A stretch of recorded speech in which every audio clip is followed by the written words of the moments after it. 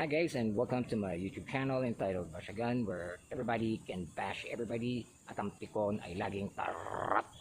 Matatanda na kayo, mga hayop kayo, at alam niyo na ang dapat at hindi dapat na sabihin dito sa YouTube at sa other social media platforms. The episode for my content is about this restaurant that we visited today. I just couldn't resist to share with you guys. Ang ganda niya. Located to sa side, I don't know kung top ba to ng mountain o ng bundok, but definitely nasa bundok kami. As you can see from behind me, bangin po yan. It's a steep way down. Behind those trees, meron kayong nakikitang lights. Akala mo Christmas lights, mga ilaw ng bahay or ng establishments. So that means nandito po tayo, indeed, sa taas ng bundok. And I want to show you guys how awesome and how beautiful this hotel and restaurant is. This is how it looks like from the outside, and that's the main entrance.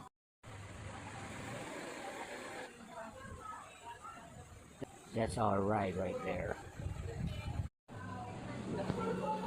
So I'm not going to show the name of the restaurant. This is how it looks inside. Jam-packed sila. And it's really huge, man. It's my cousin's birthday today that I also forgot.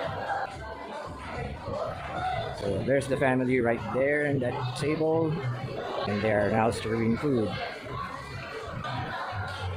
That's the family. Actually, this is family Cabriana na. And this is the birthday girl. Nakatalikod. That's my auntie, my father's sister.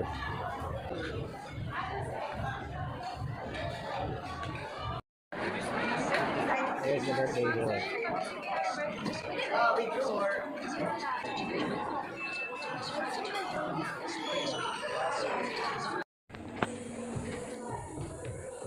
It's overlooking. Yun yung hotel niya. Wala namin, no? Pero Yung pinag-check-inan niya. Laki pala ng Cagayan City, ano? no?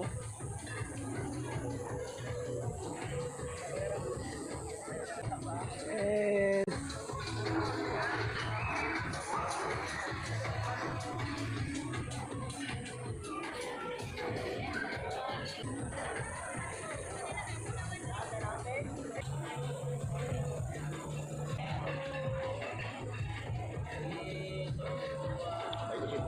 Diba? Pag ano, hindi ka pa nakapunta. Yung yayamanan eh. Poking in Amoy.